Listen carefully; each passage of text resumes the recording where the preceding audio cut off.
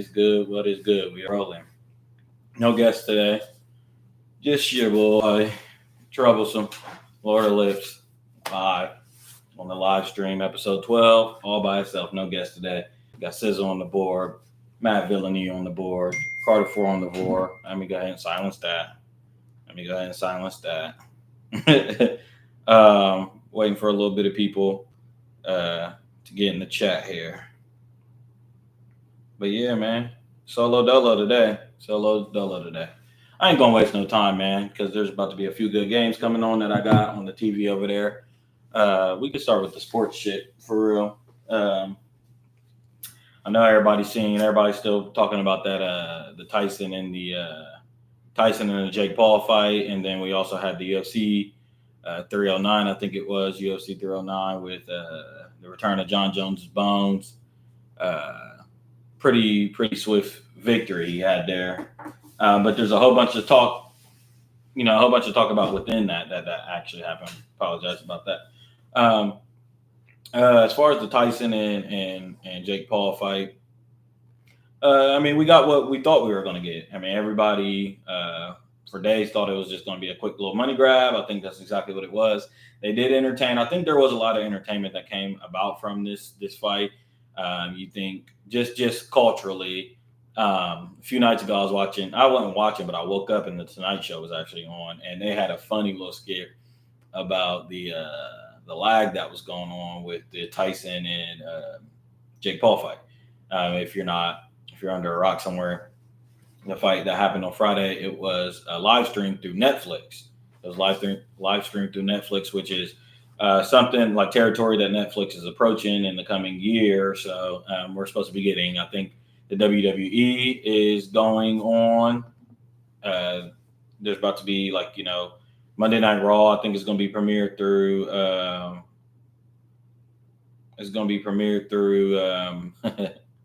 Oh, come on, man.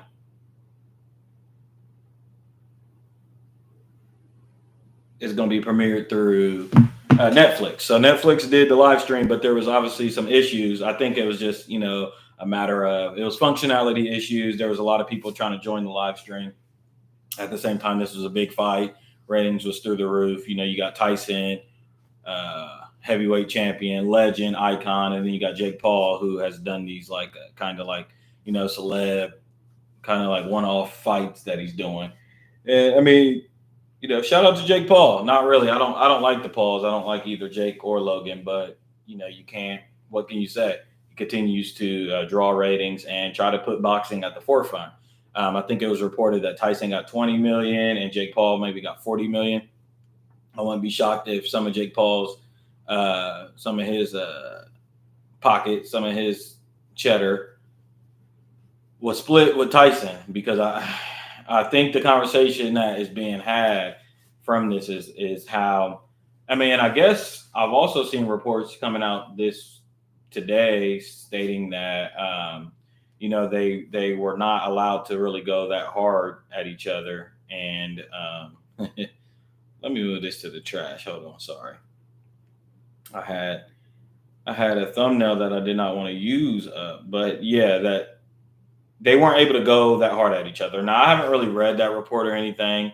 I haven't seen that, but I did see people saying that. Let me see if I can share this to Facebook. Give me a second. Let's get this on Facebook.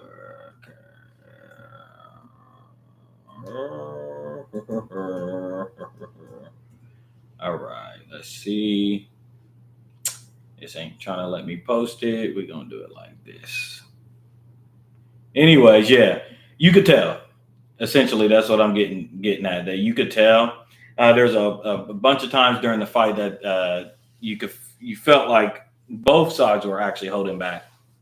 There was a few times where Jake had Tyson kind of cornered or kind of backed up on his back foot, and he withheld. And same with Tyson. And Tyson's a power puncher. There's a few blows or there's a few openings at least. And I got to be honest, I fell asleep. That was the other issue that there was, is that it was simply just too late. Simply way too late. Now it did bring a lot of drawing and it drew a lot of people over to Netflix and stuff like that. we'll get the Netflix numbers somewhere down the line. But I don't know. With a fight like that, I just feel like it needs to be a little bit earlier. I get the whole main event thing. I get the time difference, the time zones thing. I think this was actually in Dallas.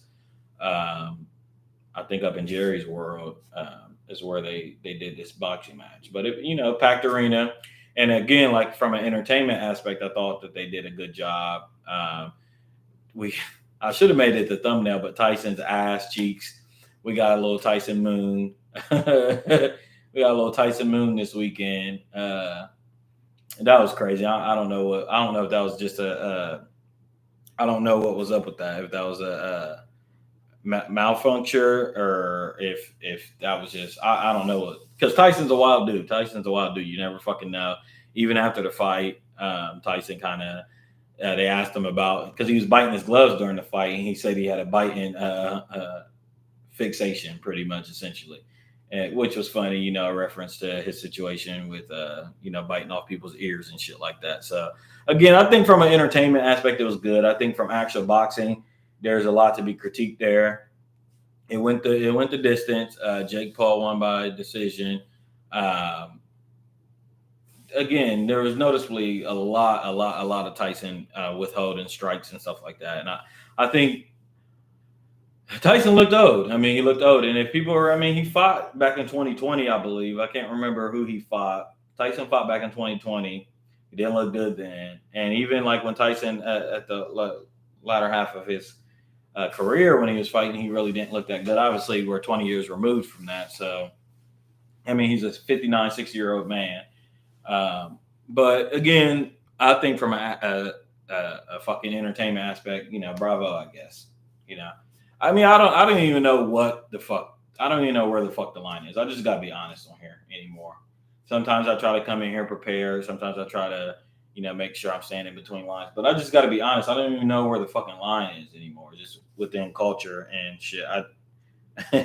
I just don't know. I mean, to where we're just getting these prop fights and shit, celebrity fights, and there's just no rhyme or reason. But I am curious to see how Netflix continues their sojourn on the whole live streaming sporting events. That's interesting, especially, if you guys remember a few years ago, there was those streaming wars that we were having, and now everywhere you look, everything's behind a paywall.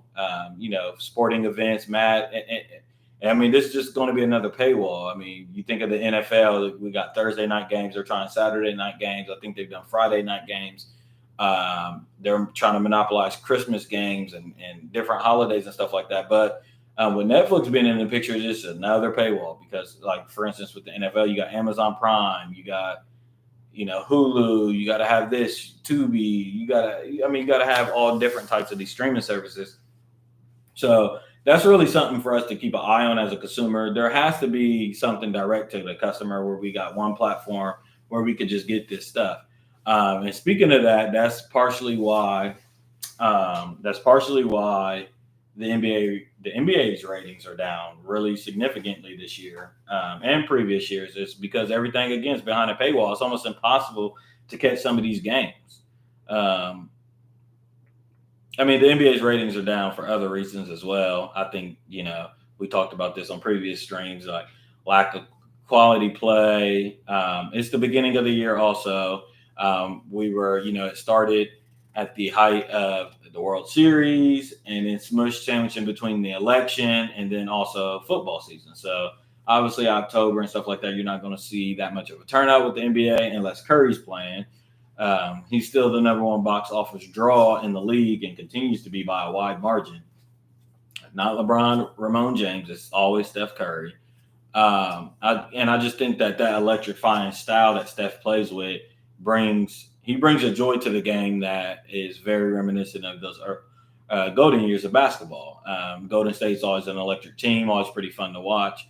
So Steph continues to draw ratings. I think with this NBA Cup shit that they're doing, Steph is still drawing more ratings than before. And he just returned.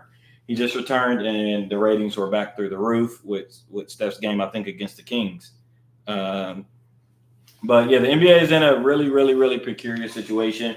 The NFL also announced that they will be Beyonce they got Queen Bee to perform during the Christmas games this year. So, what was once the NBA's calling card, ace spade, joker, whatever you want to call it, which was Christmas Day games, the NBA really monopolized that. They really trademarked that. Everybody used to wait for a lot of people. I remember a lot of people used to not watch the NBA up until Christmas time. And now, last year, I mean, there has been Christmas games for the NFL before and Christmas Eve games, but they're really going forward with this. I think they had a really big turnout last year, and the NBA didn't do so hot last year. But now to go ahead and we're going to get a whole halftime performance by Beyonce during Christmas. That got Hov written all over it, as we know. But just from a business standpoint, that's not good for the NBA. It's going to be really, really, really interesting to see the NBA try to draw that crowd during. Let's see. Let me look up. I'm gonna just see on my phone here. I'm just curious. NBA games on Christmas or NFL games on Christmas. Let's see what the NFL games on Christmas. NFL games Christmas. I'm sure there's just gonna be a couple games. Okay. Kansas City and Pittsburgh. Yeah, shout out to the Steelers. And then we got Baltimore and Texans. So those are two really damn good games. I think Beyonce. I mean, I don't think I know Beyonce's performing at the Texans and Ravens game, and Chiefs and Steelers is two heavyweight teams. Steelers is killing it this year. Shout out to my boys. We just beat Lamar Jackson and them again. We just got their number, but the Steelers are 8-2 now this season, and then we got the formerly undefeated Kansas City Chiefs, the two-time reigning champions, Kansas City Chiefs, going up against Pittsburgh. So that's obviously a marquee event, a marquee game, and it's on Christmas. So the NBA is going to have to compete with that. We got TV times, we got TV space. These are all national televised games. I really am curious. We're going to get the NFL on, I would say, CBS and NBC maybe. And then we'll see basketball usually is ABC. On Christmas Day, it's going to be ABC and ESPN. Speaking of that, I think Disney, another thing that I've seen is Disney now, or ESPN, has now garnered the rights to Inside the NBA. So that news came out this week, and it was met with, a lot of people excited because we know that Inside the NBA was coming to a close because they did not reach no contractual agreement in the previous year. So a lot of people was concerned because that is another thing with the NBA that has another calling card for the NBA that's been, holding the NBA together is Inside the NBA. We love Chuck, we love Ernie, we love Kenny, we love Shaq. That show is a staple in pop culture and sports. It wins mad Emmys. It is a torchbearer and a trailblazing show for sports entertainment. But it was unfortunately getting ready to come to an end because TNT didn't get the rights to it. They couldn't come to terms. However, it now looks like ESPN has purchased those rights. Shaq seems to be upset about that. To my reading, Shaq isn't upset. Is upset, and I'm a little bit concerned because I don't want. Inside the NBA had its own little calling card. It was on TNT, which is Turner Sports. It's a whole different kind of thing than ESPN. I do not want Stephen A. Smith associated with Inside the NBA whatsoever. We got to keep Stephen A. Smith the furthest away from Inside the NBA. We really got to keep. I want the show to continue, so I'm kind of torn because I didn't want the show to end because Inside the NBA is a really, really great show. Just outside of basketball, it's a really fucking great show. But I have my own quarrels with ESPN, as you guys know. I call everything Disney. And if you know anything about ESPN, it's one of Disney's big purchases. Disney is monopolizing a lot of stuff. We talked about Netflix earlier and the streaming platforms and everything being behind a paywall. But if you're paying close attention, Disney has a lot of territory that is garnering. And that's kind of dangerous because, you think about ABC, NBC, MSNBC. These are all platforms by Disney. And I think, if you know me, I call a lot of shit Disney. And what I mean when I call shit Disney is that it just be a little bit funky at the top. It just be a little bit too orchestrated, a little bit too Mickey Mouse championship for me. So I say that to say Inside the NBA is going to be on. Is been purchased by ESPN. More to be had with that. I really got to do more reading on that, but I'm a little bit concerned as far as the content that's going to be coming out of that. I don't even know if they'll have the same cast. See, they might have the rights to Inside the NBA, but they might. I know that before Charles Barkley said he would never, ever, ever work for ESPN. He doesn't like ESPN at all. I don't know really EJ's stance on it or fucking the Jet. I don't know his stance on it either, but Kenny's. But and I did read that Shaq had some beef with the whole situation, so we'll see. But my point being is that basketball is literally on life support. The NBA is literally on life support, and I don't think a lot of people aren't seeing the writing on the wall when it comes to that. But the NBA now being marginalized on Christmas is a problem. It is a problem. They are not splitting viewers with the NFL. The NFL is literally going to consume that whole base. We got 2 mega games by the NFL on Christmas Day, and then let's really see let me see the NBA's slate. And I really want to see when. Let me see when the games is on Christmas for the NFL. So the Kansas City and Pittsburgh game is going to be at 1 p.m. and that's going to be on Netflix. So that is behind a paywall. That's kind of interesting, man. This whole Netflix thing is really interesting. And then Baltimore and Houston is going to be at 4:30. So that's going to be interesting. It's going to be interesting to see when the numbers come out and stuff like that. But let's see the NBA games on Christmas. Okay. We got Spurs and Knicks at noon. Timberwolves and Mavericks at 2:30. Celtics and Sixers at 5. Lakers and Warriors will be the draw. That's at 8. And then Nuggets and Suns at 10:30. So we got the 1 o'clock game with the Chiefs. So this whole 1 o'clock, this whole Spurs, Knicks, Timberwolves, Mavs, go ahead and watch that.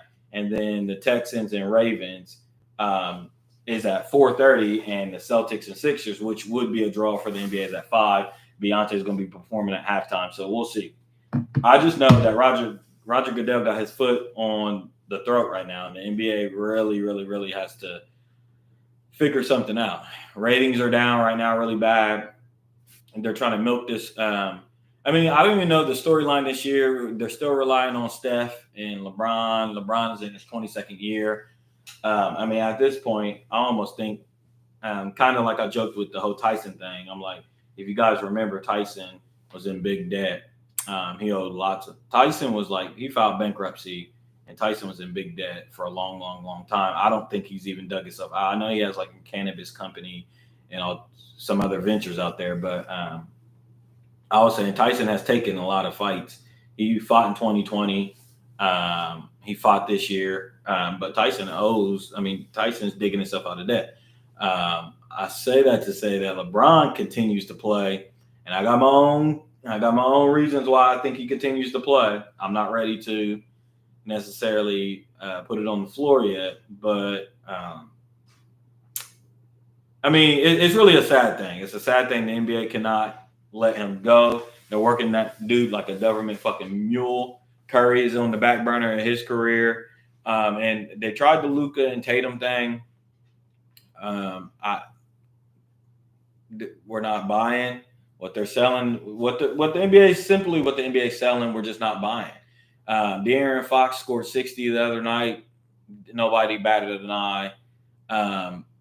There's just like, James Harden just broke the 3-point record, and he's second all time. Nobody batted an eye. The Clippers, I looked at the clips. The Clippers are struggling. They got a whole new arena, brand new arena, and they can't even sell out their arena. Besides the first game, the opening night there, but they cannot even put asses in seats right now. So the NBA is in a really tough situation. We continue to talk about it each live stream. I compared them. I draw comparisons to what happened with baseball in the mid 2000s, where all these players was getting paid fuck tons of money, but that was off the backs of Derek Jeter, Alex Rodriguez, Poppy, and all them type of people.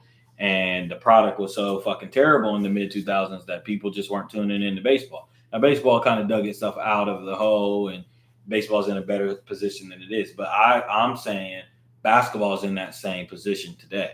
Basketball's in that same position. We got the old guard going out. the new guard coming in and the guard, kind of the vets of today, the Embiids, the Jimmy Butlers, the Tatums, the Lucas, the Jokers, this SGAs, but they're just not box office. They're just simply not box office. They're not the draw.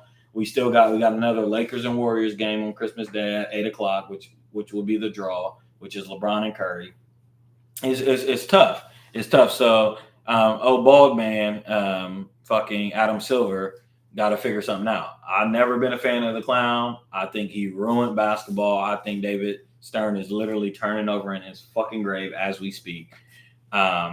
He handed the league over to Adam Silver on a silver fucking platter, y'all. I think Adam Silver took over in 2014, or he might have worked over under David Stern, but he inherited the league with Kobe, KD, Curry, LeBron, literally peak NBA. Then he also ran into the whole Warriors and Cavs rivalry right when he was taking over. And he continued to do, bad move after bad move after bad move. And granted, there's a lot of things that happened in there: the whole player movement, the Players Association, the deals that were made, the TV deals, the strike, the lockout. A lot of stuff to be had. And I wouldn't be shocked if there's going to be another NBA lockout coming soon because, these owners and the TV deals and stuff, there has to be a line drawn again. I think the NBA Cup, which is what they're trying to promote. Adam Silver, instead of having a little bit of balls and hair on his chest and telling players, hey, y'all just got to step up and play better. No, they continue to jack up 50, 30, 40, 53. I mean, shit, not 30, 40, 53s, hundreds of threes. They continue to change formats to stuff that doesn't need formats change. They're thinking about changing the format to the All-Star game again. That's not what we want. We don't need the format change to the NBA All-Star. We don't. They've changed it twice now, and that's not what the NBA viewers want. The NBA viewers literally just want to see the 30 best or 26 best players in the world go at it and actually compete and play good basketball. That's what it's always been. That's the tradition. That's what it's been, and that's what we want to see. We don't need these new rule changes, and it went from east to west, and then we got the target score for the Kobe situation, and then after that, we got the whole players draft and all this and all that. We don't need all that, and now they're trying to come up with another thing. I think I'm seeing like a 4-team tournament being proposed where there'll be eight players per team and it's going to be a 14 tournament. We don't need that. We don't need that. We just need y'all to actually play defense a little bit and have a little bit of competitive spirit. So NBA is in a tough spot. I mean, it's just really the sign of the times, to be honest. The sign of the times is that some stuff just got to go right now. And a lot of people's focus as we continue to age and stuff like that, a lot of people's focus just is onto other things. And there's a lot to be said for that. So the NBA really, really, really has to watch its steps in the next few years, especially as the old guard continues to go out. I think we're only going to get another few years out of Bron. Curry is on the back half of his career. KD is not really a draw much anymore. He's on his anti-media campaign thing that he does. Really weird.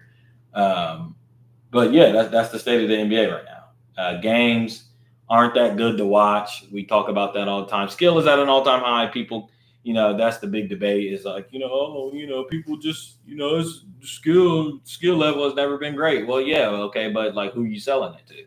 Ain't nobody fucking buying it. So who cares? But yeah, that's really what I got for that. It was a really, really interesting weekend when it comes to sports entertainment. I thought it was a brilliant weekend. We got the Tyson and Jake Paul fight, and then we also had the fucking UFC 309. And with that, we had some good fights. We had some good fucking fights, but the main kind of thing that came about from that was Trump's appearance. 047's appearance, man. He's rising like an ash from the Phoenix. And I'm just seeing the tide turn on on Mr. 47, like just in culture, man. We had a weekend just surrounded by people doing the Trump dance. A lot of people was doing the Trump dance all weekend long, starting with John Jones Bones, UFC legend, probably the greatest UFC fighter that we have ever seen. And he won the match and immediately turned his focus to Donald Trump and dedicated the fight to him. Spoke to Trump, climbed over the cage, gave him a handshake, talked to him, did the dance, shouted Trump out. And then also, I think it was Miller. He shouted out Doge and Elon Musk and talked about Peanut. Rest in peace to Peanut, the squirrel that they murdered.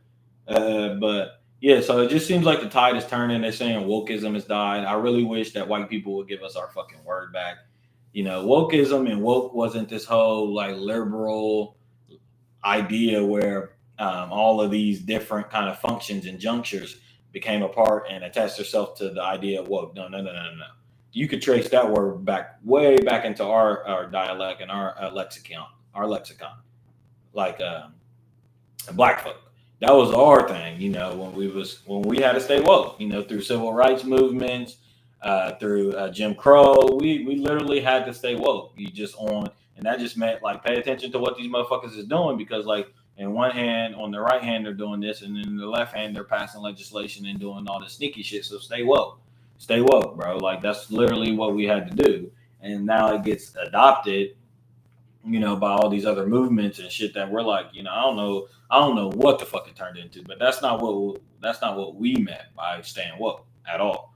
So I'm glad that I just got that out there. But they're saying in culture and in American culture, wokeism is dying and the tide is turning. And if you kind of just feel it in the air, it is there's a changing of the guard. There's a changing of the guard. People in the media is kind of changing. They're trying to really, what's happening is people are trying to position themselves because they know that 47 has been elected, and they're scared that he's potentially going to be seeking revenge. Trump has claimed that he's not seeking revenge or anything like that, but a lot of people, if you're seeing a lot of people at the top, especially in the media, are playing music. They're playing music, these musical chairs, and they're trying to position themselves. And Kevin Scarberry, just a lot of people on NBC and these left-leaning kind of media platforms, they're kind of positioning themselves and trying to get under his good graces because they won the House, they won the Senate, they won the presidency. So Trump can really drain the swamp, as he coined during his first presidency. But yeah, the UFC event kind of garnered that attention. Trump came out to a loud ovation, got love. He always gets love at the UFC events. And then following that on Sunday, we get a lot of Trump celebrations. So it's just really, really interesting to see the tide being turned. And we're just in the midst of somebody's, one of those comeback stories that America loves. American culture, one thing we know about American culture is they love a good comeback. We love to bolster somebody up, whoop their ass, tear them down, slander them. And then we love to rise again. And I was just early on in seeing that, okay, I was coining it his Machiavelli year. I was calling him Don the Machiavelli. I thought that this was Trump's Machiavelli year because I know people love a good comeback story. And you could just see he had the workings of all the good comeback story. I mean, all the assassination attempts or, whatever you want to say. KG shouldn't be in media when he said that story about Kobe. That's a fact. That's another thing. That's another thing about the NBA. And a lot of the problem is NBA media. You got Gil's podcast, just too many player podcasts. The NBA needs Jesus Christ, but I don't even want to bark up that tree.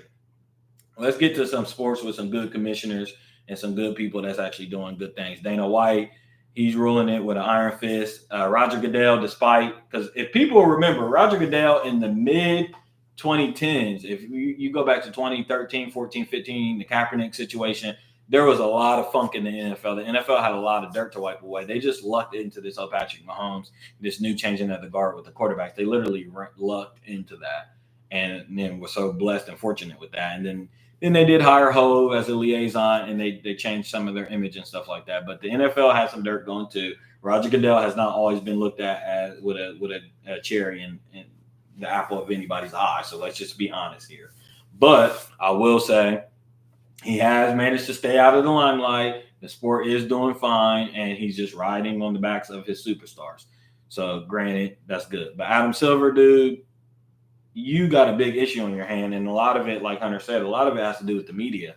A lot of it has to do, and a lot of it has to do with debate media anyway, and free media anyway. That's where this all kind of stemmed from. Is you had your First Takes and Cold Pizzas and those debate shows, and then now they just became plain old boring shows, and we're kind of sick of them. If we're just being honest, I mean, just all around. I mean, Undisputed.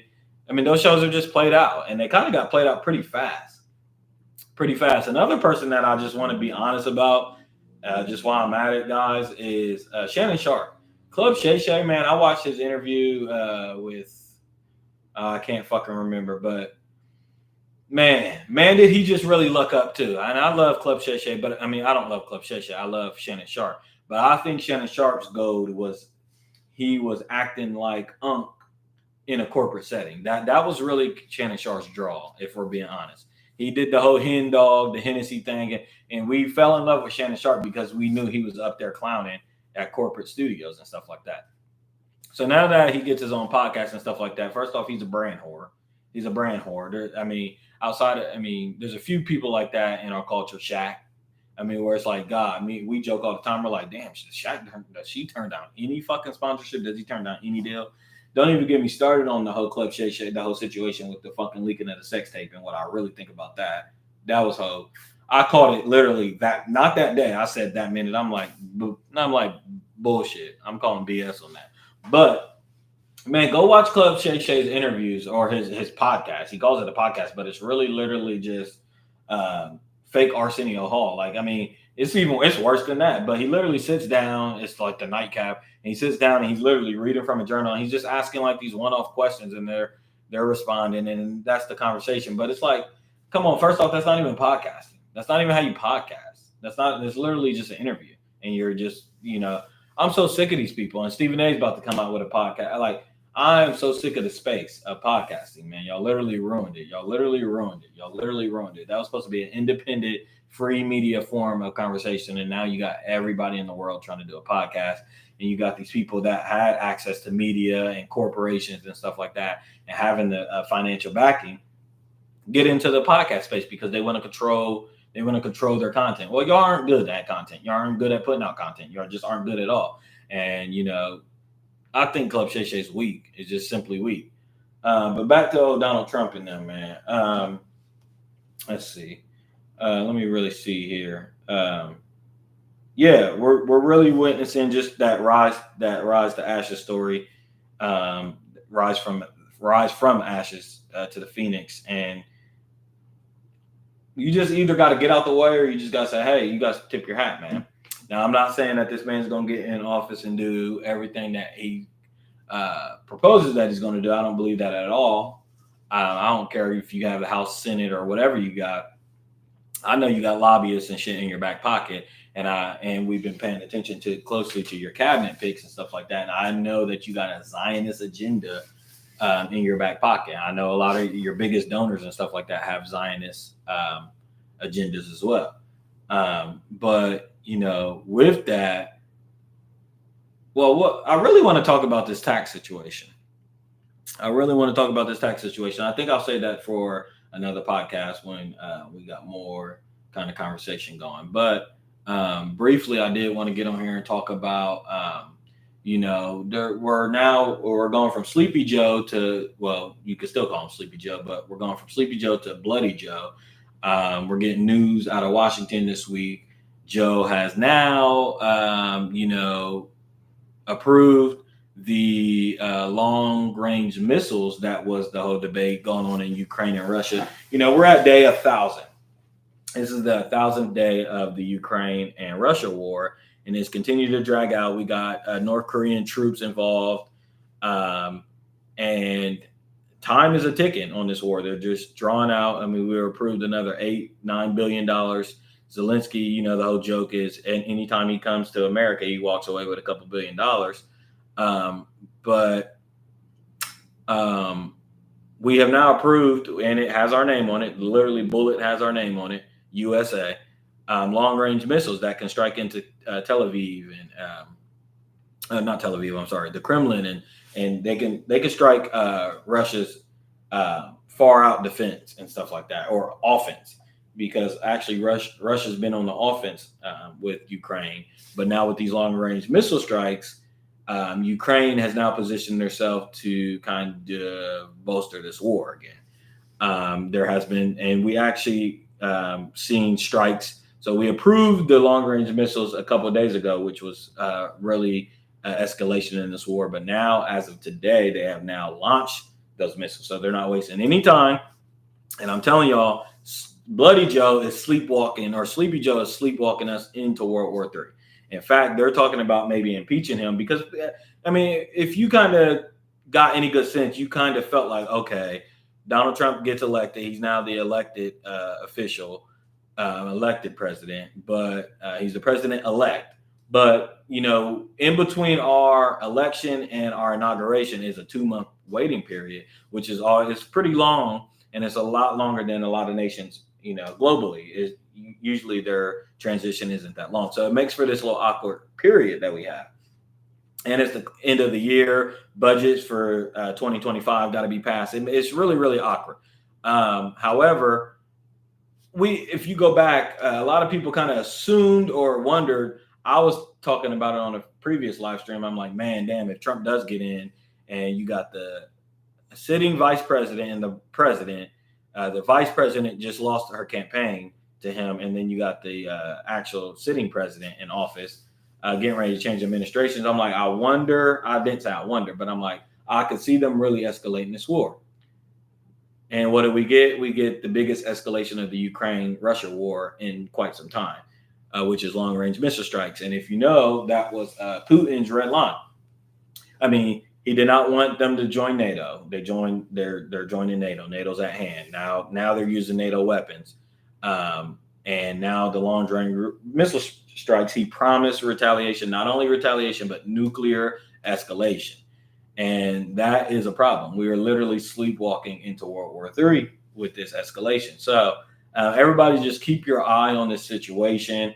I think this war is going to continue to spread in Europe. We now got different troops involved. We got North Korean troops involved. There's rumors that NATO and troops, we're going to have to send troops.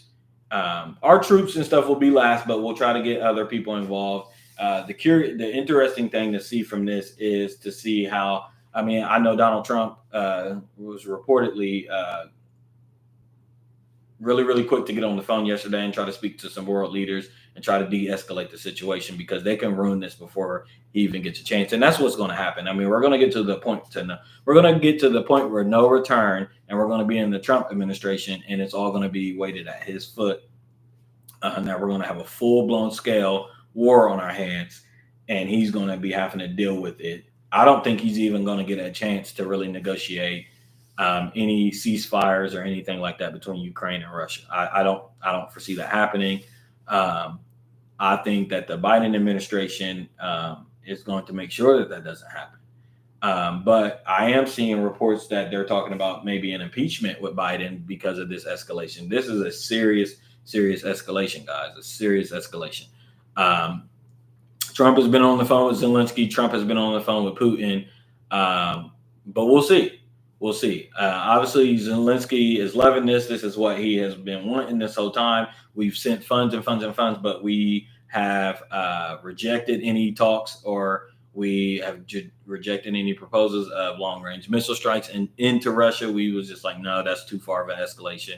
But now we're at the 99th hour, the 12th hour, and we are getting long-range missile strikes into Russia as of today. It was approved 2 days ago. We're getting the strikes today. That is a problem. So everybody keep your ears and eyes peeled out for that, because obviously this does have an effect, obviously, on the global landscape, but it also has an effect on our political landscape and also the economy. it is going to get a lot worse before it gets better. So I'm telling everybody, bucker up. It's going to be a long, long winter. It could be a nuclear winter. Who knows, man? But we are in serious, serious, serious, dangerous territory, guys.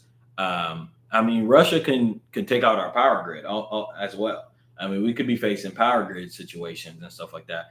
We could have retaliatory strikes. They could just Russia has the world's strongest nuclear arsenal. Russia could really get rid of Ukraine anytime they want. They just know that they would have to deal with the U.S. and NATO and stuff like that. However, what if we start getting, what if Russia just directly, escalates and starts attacking some of our infrastructure or stuff like that? Stops doing trade with us. I mean, there's a lot of stuff that can happen from this that can affect the political landscape, the global landscape. We got Iran and China to think about in this equation as well. North Korea to think about in this equation as well. Taiwan to think about in this equation as well. There's a lot of chess pieces that are involved in this situation. And I'm just saying, I've coined the phrase early on my earlier live streams that once this ball gets whirling, the war of Armageddon has begun, guys. It's just a matter of fact on how blatant it becomes and how quickly the American people realize it, because we're so blanketed, we're so protected, we're so coddled that we will be the last people to realize it, unless you're actually closely paying attention. But another thing to keep your eye on too that I wanted to kind of talk about briefly is that if you guys have noticed that there has been a lot of, and this is not conspiratorial, but there has been a lot of outbreaks this year in the last few months, I want to say. There's been a lot of E. coli outbreaks, listeria outbreaks, bird flu outbreaks, and stuff like that. And we remember the spy balloon situation. We know about COVID, the spy balloon, but also during that time, we had to stop letting China purchase a lot of our farmland. They were purchasing farmland, and they were also purchasing land next to military installations and stuff like that. So I'm just proposing that I think that I've been saying for years that, guys, we're clearly at war. We're just at the beginning stages of war. COVID was warfare. It was biological warfare. The spy balloon was central intelligence warfare. Who knows what they dropped off? China buying up our farmland is warfare. Now, this is like, obviously, again, I think that they're castrating and they're chemically I think that there's something going on with the farmland situation. I think agriculturally, there's something going on with the farmland situation. These outbreaks are very, very alarming to me. I know that we get outbreaks every year, but they're very, very, there are a lot of our crops are different kind of outbreaks, onions, carrots, just different things like that. So I just want the American people, I just want people to kind of be aware of the situation and understand that we are literally in an arms race with China for a lot of different things, but you just got to understand that the reshuffling of the deck is happening this decade. It's this decade or 2030 that they're trying to reshuffle the deck. And they do this every 75 to 100 years.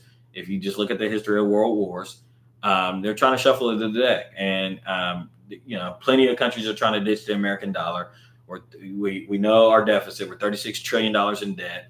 And we're paying $1 trillion a year in interest just alone, which is almost all of our GDP.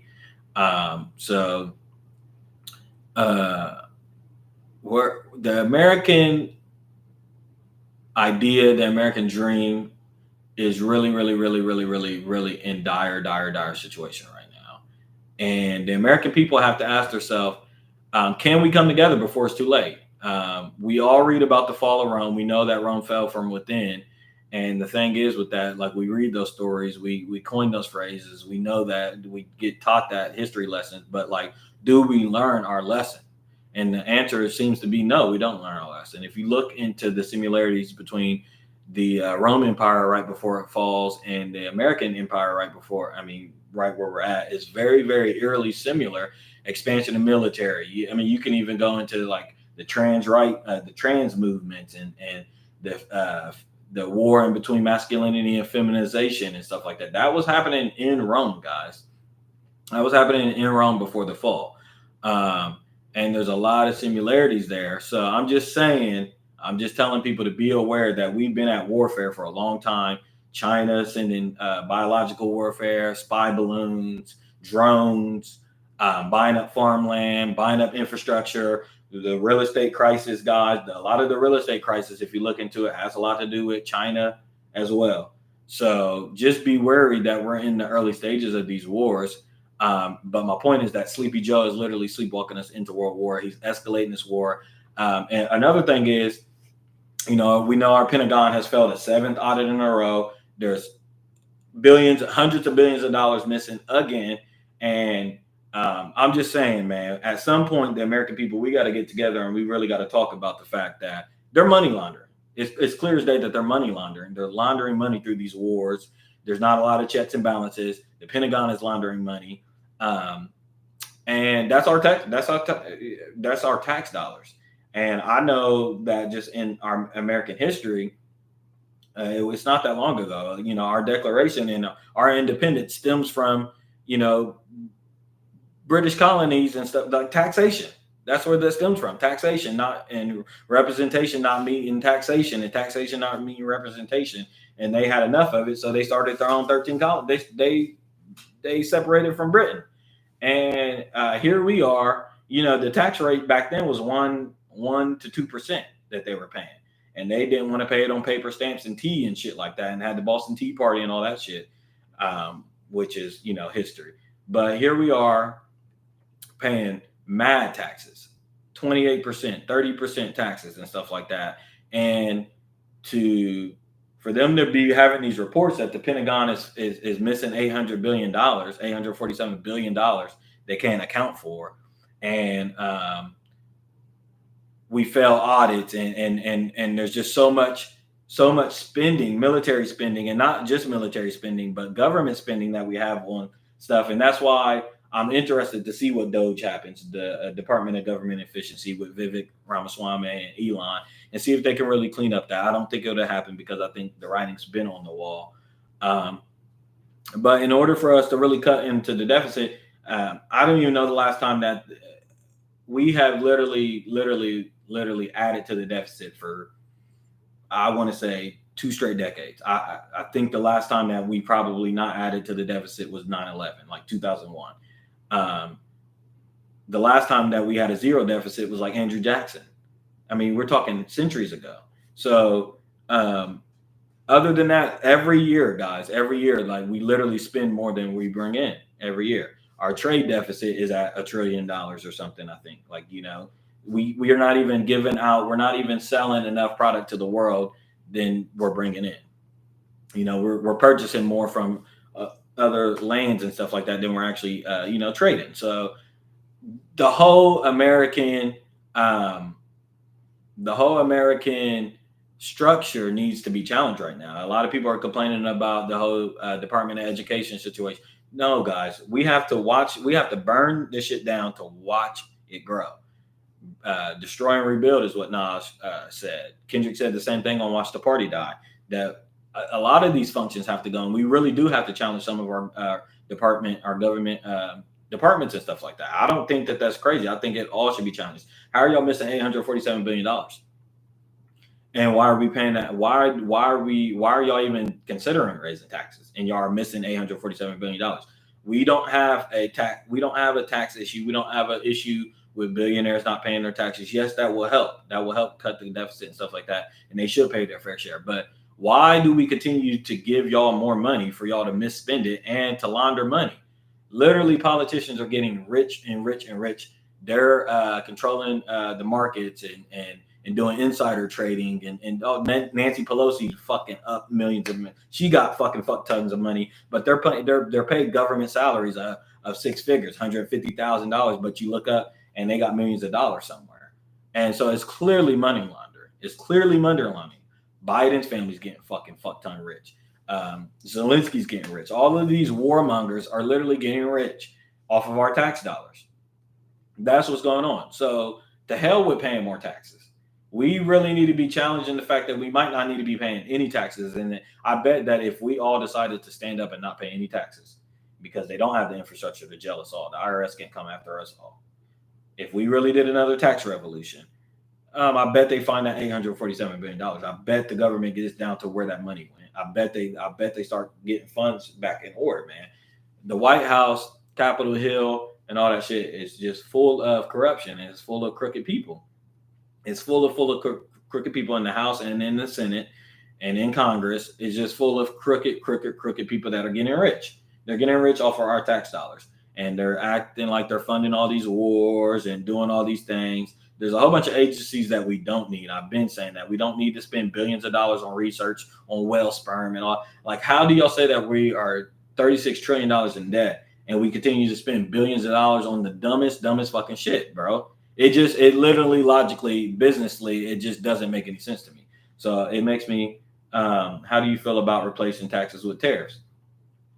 I mean, I feel it's something to consider. I also understand that it's an isolation method. It's very dangerous. Now the tax on China, I think that's just kind of Trump's way of kind of, we know the art of the deal, and he's trying to really get some things moving. Um, so the tax on China situation, I think that might be necessary just due to where we're at with China. China is really putting us in a precarious situation. China is really in good position to rule the next 100 years. They just are.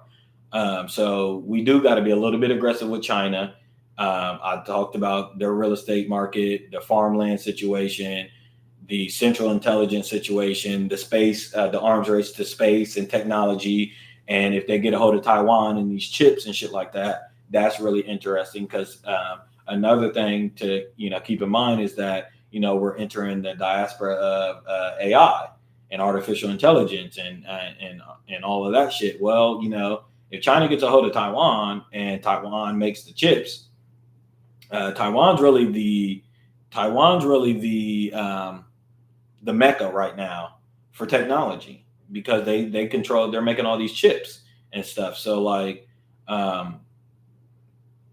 now how do I feel about taxes replacing tariffs? Again, it's something to consider. Will the American people feel that drawback? Yes. It's going to either way it goes, guys. We're in a fucked up situation. I know that sounds really surface level, but I'm just letting y'all know that Trump is trying to do tax cuts, but I'm just saying the American people, we have to really see what the writing on the wall and really decide as a country. Got to look at this like a business. Okay, do we want to continue to keep it the same way we are, where the government spending is what it is? They continue to spend more than what they're bringing in, and we continue to pay our taxes. Everything stays the same as we're doing, and we continue to add to the deficit year by year by year. Do we want that, or do we want do we want a president that's going to challenge that kind of idea and maybe impose tariffs on other nations? And yes, the drawback is we might have to pay more for certain things for a little bit because we're not getting imported stuff from China. We're not getting imported stuff from Canada. We're not getting imported stuff from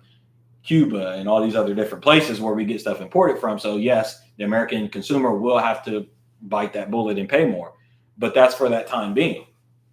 And the American people I just think that we need to re-educate people on trickle down economy and how stuff actually works. I think a lot of people need to be educated on it so that way they can properly assess the two choices and figure out what we want to do. I think a lot of American people get sick of paying taxes. They get sick of our deficit, but I don't think they understand the situation that America's actually in.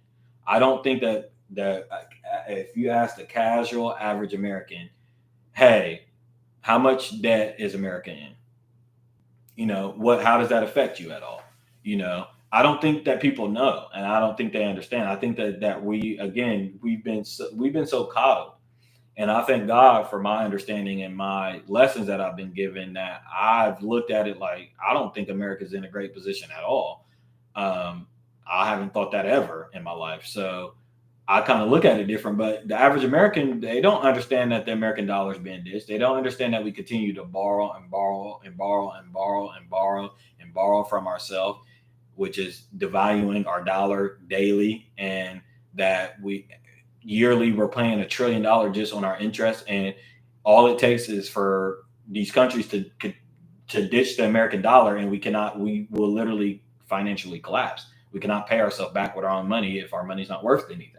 So the only thing that we have is the hope that they don't ditch the American dollar And that's why you got American waging war on Dogecoin and Bitcoin and gold and other ways of trade and killing Gaddafi and other people like that, because they can't afford to have a revolution to where someone ditches the American dollar. And if China and Russia and them gang up and they're able to, conquer that and get economy flowing through their economy, and that being the form of economy, then America literally is done. We're done. We're done as a country. We can't not afford. We will be a slave to them for forever because we got $36 trillion in debt. But the beautiful thing is that we have the most debt in the world, but we also are the strongest. We have we're the strongest economy in the world. We bring in the most, but our debt ceiling is the most as well. So, but the only benefit to that is that we still control trade. We still control everything because the American dollar is the what? It still has the most value, but that isn't always going to be the case. So to answer your question, Shane, I think it's something to consider. I think if you put those two equations and scenarios on the board to the American people and explain it that way, I think the American people have to either realize that we got to sacrifice one way. Now, I don't think everybody's going to be on board with that, because I think a lot of people they don't look at it as a collective. They think about their bottom line, and as they should, because everything does affect the American people, and some people can't afford. When you talk about tariffs and you explain to them, well, hey, well, maybe for 2-3 years, prices is going to go fucking sky high because we got to buy American product. A lot of people is just like, dog, yeah, I may be down for the calls and shit like that, but I literally can't afford that. So no, we can't do that. Let's just continue to keep doing it the way we are. So I understand that, but I'm just saying the way that we're operating today, it's not sustainable. It's just simply not sustainable. So that's my answer to your question, Shane. I guess that's how I feel about it. I would like to see it being done. I would like to see the tax. I would like to see the tax situation be challenged. I do. Not just tax cuts for billionaires, not just big tax cuts for people and stuff like that. Although, I mean, I really don't want to get into that. I don't want to get into that. But we'll see. No tax on overtime, no tax on tips. But Trump kind of flirted with the idea of eliminating taxes and just doing tariffs. I think that's a long shot. I don't see that happening in our lifetime, but I like the fact that there's somebody out there challenging that idea and really looking at the situation and saying, hey, obviously taxes ain't getting it done, man. There was a time in our country's early history where we did not pay taxes, That was obviously early on, but obviously I think it's a mismanagement of funds. I think that the American government does not know how to spend the American people's tax dollars. I don't think we need to provide them any more money. I never thought that. I never will do that. I like the creative idea, but it can't be so aggressive. Okay. Do you mean in general? Because I agree. I think in general it can't be so aggressive because you can't just stir up the economy like that. But I do agree that we do. If I'm playing the American hero, I do believe that we do have to do something with China. I do believe that China is dominating a lot of trade. China has $1 billion trade. China is the country that trades more. They produce more, and sell it to the world more than they bring in, or they bring in more. They bring in more than that they're giving out. So China's trade deficit is up there, and obviously, I think that we all agree that they really technology wise, I think that they're a little bit more advanced to us. I think a lot of stuff Elon bluffs on. We have some technological advances, but I don't really think it's really like China's. In fact, that's why, I don't know if I want to get into the UAP conversation, although I should. But Congress, that's back at the forefront again, the UAP situation. But a lot of the UAP situation that's going on is the reason why they're really bringing this to the forefront, guys. There's two reasons. I'll tell you 2 reasons why they're bringing it to the front. 2 reasons why they're bringing it to the forefront is because the economic situation that we're in, and then we're back in that arms race.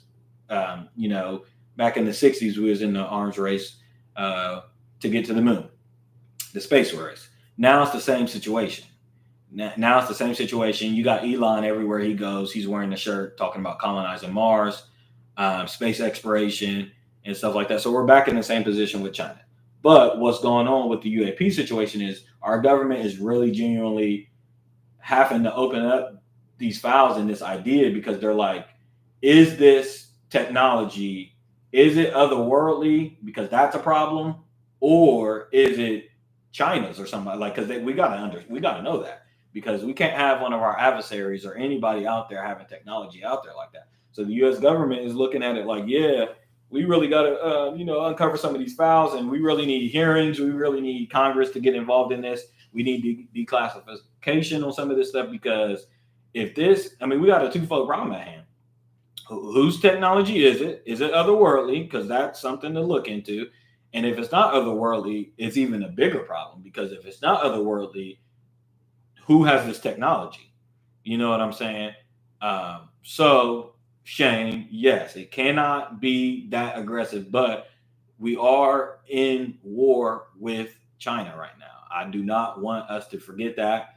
It's not being talked about. I mean, it's not broadcasted because again, it's not blatant war with China, but we are in war. We're in the beginning stages of war, not combat war, but we have been in war with China for a while. So we have to do something with the China situation. China they've been getting aggressive. In fact, one can make the conspiratorial case that a lot of the stuff that's going on in Russia and Ukraine and in the Middle East might have to do with China. So yes, 60% tariffs, 60% charge on tariffs on China imports is interesting. We also know that China does business with Mexico, and they can just send shit down to Mexico, rechange the labeling and shit like that, send it back up to us with less tariffs on it. So there's ways that China will try to obviously get around that, but I think Trump is just saying that just to kind of say it and just the art of the deal and negotiating, and he's looking at it like a business and stuff like that. So we'll see. We'll see what comes from that. But America's in, and we're really literally in the fork in the road, y'all. Um, this deficit cannot continue to increase. It cannot continue to increase, man. We are going to literally collapse. We're just not bringing in that. We're just literally a bankrupt country, man. We're literally just a bankrupt country. But my issue with it is that it'd be one thing. It'd be one thing if we were in the situation financially that we're in as a country, but we're morally bankrupt as a country too. Like literally at the same time, the reason why this whole election was so crazy and the whole wokeism situation is so blah blah blah is because we cannot afford to have that virus going on in the country at the same time where like we're in a financial crisis as well. Rent is through the roof, mortgages is through the roof, lending is through the roof, materials through the roof. People can't afford this, people can't afford that. Homelessness is at an all-time high. Everything is literally at its breaking point. Yes, exported funds money would drop, but then the business would raise prices to offset them having to pay the tariff. So yes, as far as cutting off China does well, but it doesn't replace the revenue. Let me really think about it. Let me read that and kind of see what you're saying. Yes, exported funds money would drop, but then the business would raise prices to offset them having to pay the tariff. So yes, as far as cutting off China, okay, yes. But in a perfect world, let's say that there is tax cuts. Uh, let's say the tax cuts go to 18%. Let's say they go to 18%. So, or let's say in a perfect world, they're even more reasonable. What if taxes become even more reasonable? So you got these billionaires and private, equity firms and investors and stuff like that that usually when it's tax time, we know what they do. They're trying to hide their money. They do offshore shit, different things that they do. So a lot of jobs go overseas. We got McDonald's overseas, Apple's, and all type of stuff overseas. When that businesses and stuff could be onshore stuff. Um, so let's say that there's big tax cuts because that's the whole debate with the billionaire tax cuts, and all that stuff. It's like everybody gets mad, like we don't need more tax cuts for billionaires. Well, their philosophy is that the lesser that they have paying taxes, they'll reinvest into the communities and stuff like that. Obviously, they'll open up more businesses, which will help stimulate the economy, obviously help with unemployment, offer more jobs, more benefits, et cetera, et cetera, et cetera. So in that case, Shane, what if we do those tariffs on China, but also do tax cuts as well? And in terms, we are generating more revenue that way because we're helping American businesses and getting more infrastructure, and it helps with American trade. What do you have to say about that? I won't wait. I mean, you can respond. I know you're responding, probably typing out your response. I won't wait. I'll continue to talk. But yeah, just the UAP situation, very, very interesting. I also, more so than what's going on with the UAP situation, is also the timing. It's just never, let's just never glaze over the how this shit all works, man. We go through and I said it during the election cycle. I said, man, it's really interesting. We haven't heard much about the whole UFO shit. Like they dropped that news on us this summer, and then we get into the election cycle and we don't hear shit about it. Election cycle ends, we get the president elect, and then now we're back talking about this UFO shit. I mean, they're literally confirming, UFO ports in the ocean and shit, all types of crazy shit. And then we had the immaculate. I can't fucking remember what it is. Let me look it up real quick. Let me look it up. Bear with me real quick. Now I like that idea. That is more of my beef with Joe when he was sitting with Trump, so he can really get out that idea, because I think, with Joe Rogan, I think logically you can't just completely cut taxes. I'm assuming you're saying you can't just completely cut taxes all of a sudden, or you might mean tariffs. Yeah, and you're right. I would have liked that to be explained more on that podcast, particularly because it reaches so many people. But I, obviously, it's almost like creative lending for low income people wanting to buy homes. Exactly. Huh. Okay. Yeah, and I I think it's very, very, very possible this go around, because of the situation that them having the House and the Senate and stuff like that. Um, I think it's very possible that we see that. I'm just wondering what a world will look like where we get that. Like we haven't existed in a time like that. We haven't. This generation hasn't. I know that back in our grandparents' times and stuff like that, taxes was like 80, 90%. Um, and and that was to help, because that's the other thing that we have to talk about, is that as these wars continue to wage on, they will consider raising the taxes and stuff more. They will, to fund these wars and to fund subsidiary things and stuff like that. And it's like, for me, from afar, I've never been a tax cut guy. I've never been a tax cut guy, or I never cared. I'm like, it don't affect me. I don't understand. But now from afar, I'm looking like just the mismanagement made me really stick my nose into it. Like, hold on. Because not only is there money laundering going on, confirmed money laundering going on, I'm looking at it like, we know that this country is founded on taxation and representation. We know that. We know that that's our history. That started the American Revolution.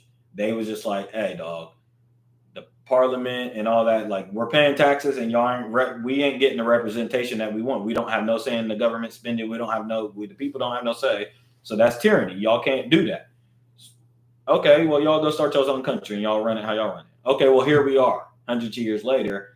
And I know that majority of Americans, every time we send funds to Ukraine, we're like, no, why are we sending $8 billion to them? We had the Hawaii situation, the Maui situation, the fires. Then we had the hurricane situation, the hurricane relief situation, the FEMA situation, all these things. And the American people are just looking around like, we got homelessness literally ramping through the roof. Like, we cannot afford literally a grocery bill. We can't afford rent. We can't afford a mortgage. And we are literally sending billions of dollars to two different wars right now. So it makes the American person go, or it should make you go, that's interesting. That's interesting because I could have sworn it's our tax dollars and we should have a say. And none of us are in agreement for that. And granted, yes, we gotta, stand strong and Israel and Ukraine and NATO. And yeah, I understand. We understand that government. We understand that. But I'm just saying, y'all can't even give the American people like anytime it's time for the American people, y'all act like, well, where are we going to get the money from? Well, like, where are you getting the money to send $8 billion to Ukraine and hundreds of billions of dollars to Israel? Like, where are y'all getting that money from? That's the same money that you get that you should be reinvesting back into your people. It shouldn't take these private real estate. It shouldn't take these companies to come into these cities and stuff like that to have to build up real estate and stuff like that to get help with the homeless situation. Like, our own government should be assisting with this, and they better be assisting fast. Because I'm calling for attack. I'm calling for a revolution. I'm saying that we should not be. We shouldn't be spending a damn percentage of our tax dollars at all. Like, it's just that simple to me. I really want to get into some of the numbers here. Let me see what I got. Not to mention, don't even get me started on the Social Security situation. Refer to that god awful album where Cole has the song titled Brackets. I always said that was my favorite line in that song. I always said I love brackets. Okay. Not only did we fail our 7th audit in a row with $800 billion missing, but the federal government self-reported a net $235 billion in improper payments for fiscal year 2023. Yeah. So not only is the Pentagon can't account for $847 billion and we don't know where that money went. Like, I wonder where that went. But $235 billion of our dollars is been improper payments. We remember when Joe Biden accidentally sent money to Ukraine. He sent an extra billion or so to Ukraine. We remember that. But now there's $234 more billion of improper payments that they're paying out. This is money laundering. They can't account for billions of dollars. Billions of dollars. And we're supposed to pay more taxes? No. Like I said, what we should do is say, okay, let's halt our taxes real quick. Let's halt it. Let's halt our money. That's what it is, Shane. They'll find it. I bet if we stop paying taxes, they'll find that $800 billion. I bet you they'll find it.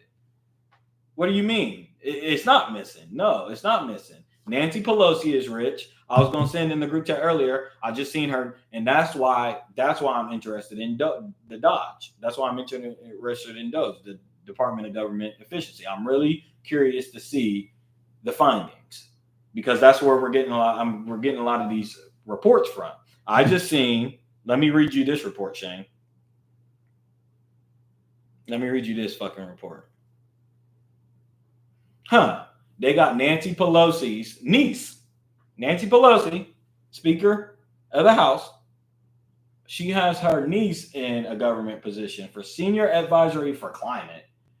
And she's making guap.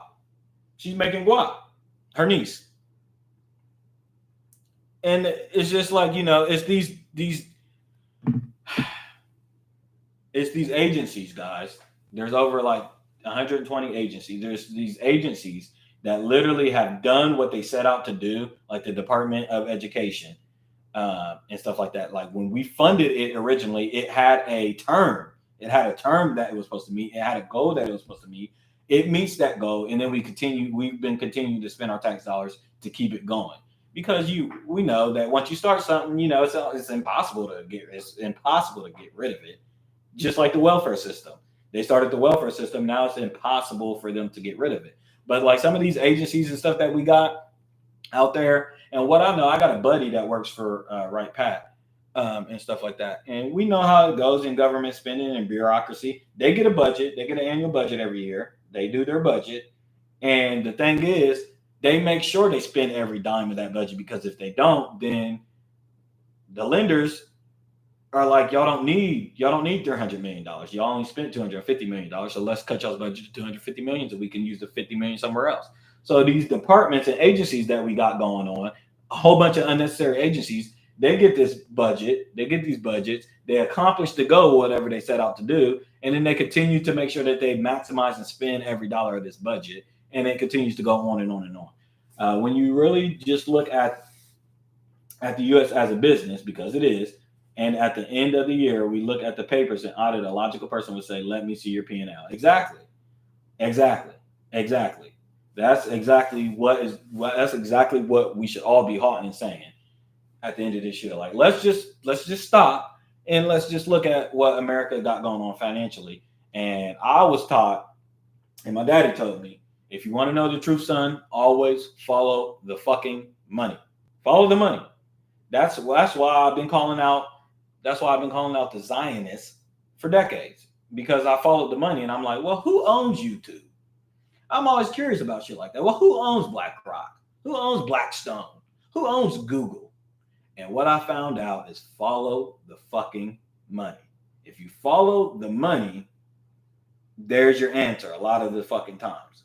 And P&L and Epstein list, I bet there's a weird correlation. I bet there is too. In fact, we know there is. And again, a lot of these politicians literally off of $150,000 salary.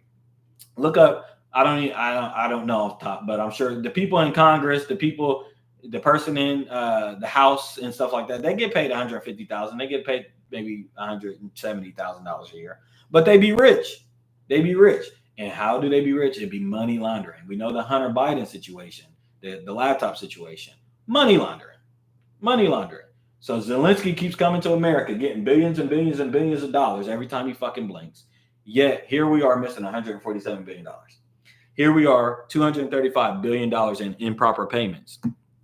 That means y'all just accidentally paid procurement. Y'all just paid places that y'all weren't supposed to pay. Meanwhile, Maui caught on fire 2 years ago. I can't remember the number. I think it would have cost like $7 billion or something like that to fix everything, to replace Maui. But we've given that to Ukraine. We've given that to Ukraine every other month. You know what I'm saying? So that then makes the American person skeptical. And then if you got a little bit of a fucking brain, it makes you go, okay, well, let's go look into it. Let's go look into our GDP. Let's go look into our trade deficit. Let's go look into our deficit. Let's go look into our annual gross. Let's go look into all these things. Let's go look. And when we go look into it, then you go, well, God damn. This is all making too much sense to me. You're $36 trillion in debt. You keep borrowing on the dollar. You keep printing more of your money. You got to pay $1 trillion every year on the interest of what you owe, because you keep having to print money because you ain't worth shit and you can't stop spending. And then you got people that are getting in office talking about, well, let's cut the deficit. And we've heard that for our whole lifetime. We'll cut the deficit. Ain't nobody cut the deficit since 2001. Ain't nobody cut the deficit, bro. We continue to grow, bro. In fact, in 2012, we had a $12 trillion deficit. That has we're at $36 trillion now. So in 12 years, we've doubled it. We've tripled it. We've doubled it. Like, why? How? And y'all given us tax cuts. Trump did the tax cuts, but we've also paid high taxes too before that. So it's like, so it's clearly not that. So we don't need any. We need more taxes. The American people, then the billionaires need to pay their fair share. There's fair share of my ass. Y'all got plenty of y'all's fair share. Y'all up there money laundering. That's one. Y'all's up there money laundering. And two, y'all's up there misusing our funds, bro. How are we $36 trillion in debt and y'all are sending money across seas? How? It don't make sense. The only way it makes sense is that, unfortunately, guys, we got to remember America's inception. America was an idea, and America was founded and funded by people, and America owes those people. So America has been at debt, and she continues to be at debt. America will be $36 trillion in debt and continue to send money elsewhere. Let's just put it that way. She'll send money to particular places. And if you ever wonder why, if you ever stop and wonder why, just got to ask yourself, who owns America? Who owns America? Interesting thing. Where'd they get that money? Where'd they get that money when we was fighting in the American Revolutionary War and stuff like that? Who was funding that? What's the Federal Reserve all about? Who owns the Federal Reserve? Because they're really our boss. So when you look into stuff like that, it makes it very, very clear to you what's going on. And when you see what's going on, you're like, I just don't know if I really believe in paying more taxes. I don't think so. In fact, y'all's history tells me that we're getting scammed. And if this was back in y'all's time, y'all would have started y'all's own country, because that's what y'all did. That's literally what y'all did. That's what y'all did. Y'all had enough of Britain shit and the wars Britain was fighting and the tax and all that shit. And y'all said, enough is enough. We ain't paying a motherfucking dime. And y'all started y'all's own shit. And now here we are in the same situation. And y'all double dipping too. Y'all taxing on real estate. Y'all do property taxes. Y'all taxing on Social Security. Y'all tax on the dumbest shit. Like, dog, bro, it don't cost that much to run this shit if y'all really run it the right way. It really just don't. Y'all's embezzling money. That's just the reality. I'm gonna end with that. I do on my next live stream, I am going to talk about this UAP, the hearings and the Congress hearings and stuff like that a little bit more. I want to get more into a more conspiratorial bag. I want to talk a little bit about what's really going on. I told y'all that there was two things going on with that. There's the advancement in technology, the space race with China. But there's also another thing at play right now. And our government is getting us prepared for a reality that we will soon have to accept. And it's not that these Martians are coming from outer space and all these weird places and stuff like that. They've been here. That soon, every knee shall bow and every tongue shall confess. And that is the origin of NASA, and NASA's real agenda is to get you to hide the fact of the all living one God that's out there. And that's really what's going on.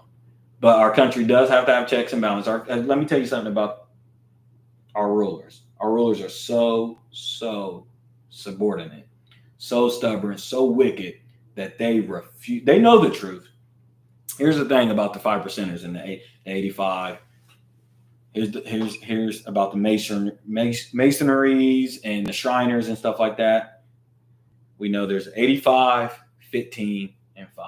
Shout out to the 5%ers out there, man. Shout out to the 5%ers out there. The 5%ers know the truth and try to get the people the truth. They try to tell the people the truth. There's the 10%, or I'm sorry, there's the 10% that know the truth but try to mislead the people. We know who those 10% are. I won't say it on my stream. And then there's the 85% that are the sheep, blind, deaf, and dumb. They don't even know what's going on. They don't know what's going on. So the 5%'s job is to wake up the 85%. The 10%'s job is to keep the 85% blind. And that's really what's going on. That's really what's going on. If you look at everything going on, that's what's going on. It's not a coincidence that at the same time that we're literally fiddling with the idea of destroying and blowing up this fucking planet, that we continue to get these UFO sightings next to military installments and military bases and nuclear sites. And it's not a coincidence that our government is having these hearings right now at this time. We're getting two different things colliding at once, and I want to talk about it. That concludes this podcast or this episode, this live stream. Thanks for everybody tuning in. Shane, you are a fucking hero every time. I love having conversations with you on here. This is Lord of Lips signing out. Peace.